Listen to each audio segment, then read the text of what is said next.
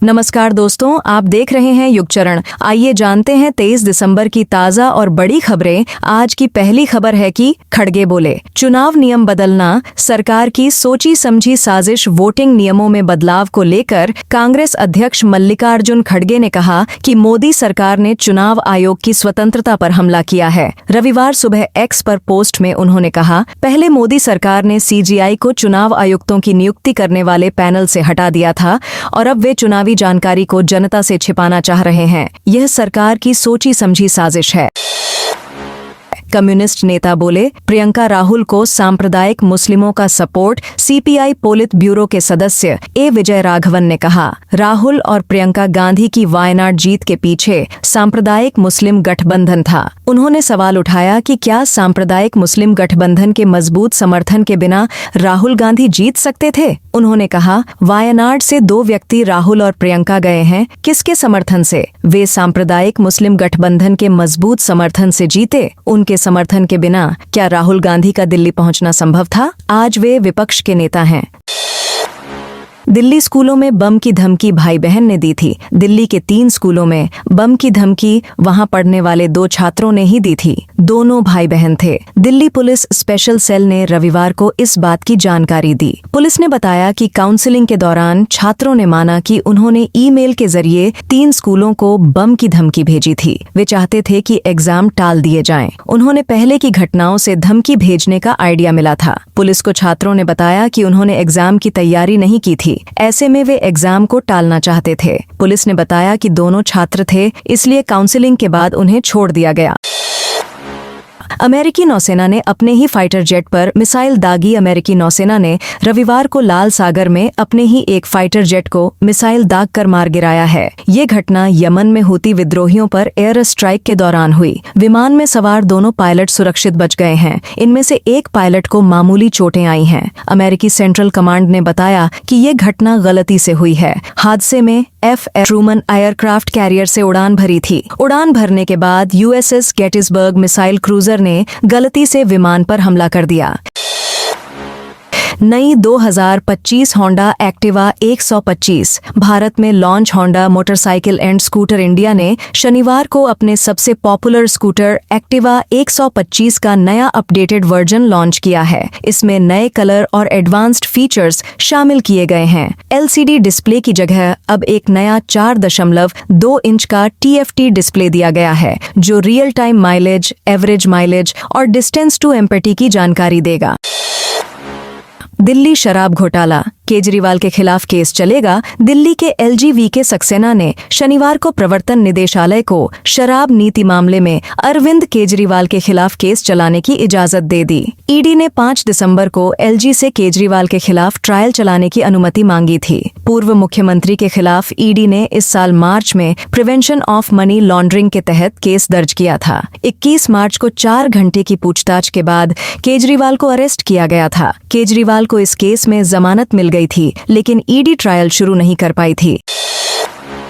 अश्विन के संन्यास पर मोदी की चिट्ठी। प्रधानमंत्री नरेंद्र मोदी ने पूर्व क्रिकेटर रविचंद्रन अश्विन को लेटर लिखा है। पीएम ने इस पत्र के जरिए अश्विन को भविष्य के लिए शुभकामनाएं भी दी। मोदी ने पत्र में लिखा, ऐसे समय में जब हर कोई और ज्यादा ऑफ ब्रेक की उम्मीद कर रहा था, आपने एक ऐसी कैरम बॉल फेंकी जिसने सभी को चकमा दे दिया। लोगों को जर्सी नंबर 99 की कमी खलेगी। अश्विन ने 18 दिसंबर को गाबा टेस्ट के बाद इंटरनेशनल क्रिकेट के सभी फॉर्मेट से रिटायरमेंट का ऐलान कर दिया था।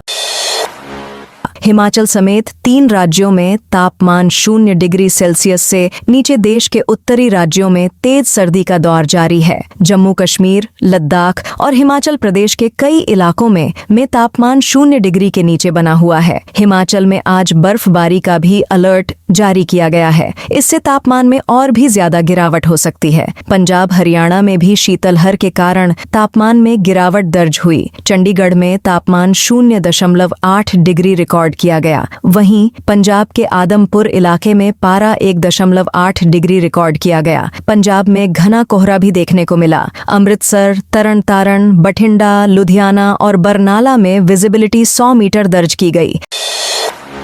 भारत ने विमेन्स अंडर 19 एशिया कप जीता। भारत ने विमेन्स अंडर 19 एशिया कप का खिताब जीत लिया है। यह विमेन्स अंडर 19 एशिया कप का पहला एडिशन है। टीम ने रविवार 22 दिसंबर को कुआलालंपुर में बांग्लादेश अंडर 19 को 41 रन से हराया। बांग्लादेश की कप्तान सुमैया अख्तर ने टॉस जीतकर पहले बॉलिंग का फैसला किया। भारत ने निर्धारित 20 ओवर में 7 विकेट पर 117 रन बनाए। जवाब में बांग्लादेश का नियमित अंतराल पर विकेट गिरता रहा। टीम 18 ओवर में 676 रन पर ऑन आउट हो गई। भारत के लिए को अर्धशतकीय पारी खेलने वाली गोंगड़ी त्रिशा को प्लेयर ऑफ द मैच चुना गया। प्रधानमंत्री नरेंद्र मोदी को कुवैत दौरे के दूसरे दिन सर्वोच्च सम्मान order of Mubarak Al Kabir से सम्मानित किया गया है। उन्हें ये सम्मान कुवैत के अमीर शेख मिशाल अल अहमद अल जबर अल सबा ने दिया।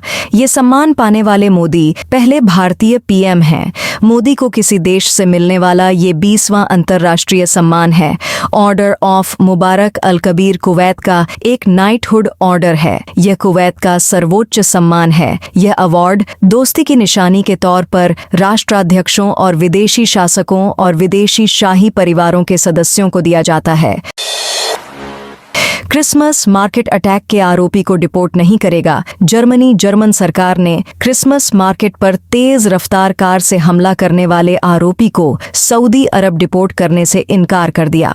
जर्मन सरकार के इस फैसले पर नाराजगी जताते हुए इलॉन मस्क ने कहा कि आरोपी से यह हमदर्दी खतरनाक है। बता दें कि शुक्रवार को एक सऊदी डॉक्टर ने जर्मनी के मैग्डेबर्ग शहर के क्रिसमस मार्केट में तेज रफ्तार कार से सैकड़ों लोगों को रौंद दिया था।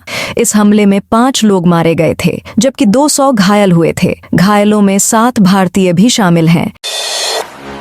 LIC के पास 881 करोड़ रुपए की अनक्लेम्ड मनी। भारतीय जीवन बीमा निगम के पास वित्त वर्ष 2023 से 24 में कुल 880.93 करोड़ रुपए की अनक्लेम्ड मैच्योरिटी की रकम थी। सरकारी जानकारी के मुताबिक कुल 3,72,282 पॉलिसी धारकों ने अपने मैच्योरिटी बेनिफिट को क्लेम नहीं किया है, यानी पॉलिसी मैच्योर होने के 3 साल बाद भी किसी ने उस पर दावा नहीं किया है। ऐसे में अगर आपको लगता है कि आपके परिवार के किसी व्यक्ति ने LIC की पॉलिसी ली थी जो मैच्योर हो गई है लेकिन उसका पैसा नहीं मिला है, ऐसे में आप उस पॉलिसी की रकम के लिए क्लेम कर सकते हैं। शाह के इस्तीफे के लिए कांग्रेस कैंपेन चलाएगी। गृह मंत्री अमित शाह की इस्तीफे की मांग को लेकर कांग्रेस पार्टी अगले साल 26 जनवरी तक देश भर में कैंपेन चलाएगी। 23 दिसंबर को कांग्रेस के नेता 100 से ज्यादा शहरों में प्रेस कॉन्फ्रेंस करेंगे। 24 मार्च को कलेक्ट्रेट पर मार्च निकालेंगे। 27 दिसंबर को कर्नाटक के बेलगावी में पार्टी बड्ढी रैली होगी। कांग्रेस महासचिव KC वेणुगोपाल ने रविवार को बताया कि संसद सत्र में संविधान पर चर्चा के दौरान अमित शाह ने अपने भाषण में बाबा साहब का अपमान किया है। शाह के बयान से सभी आहत हैं।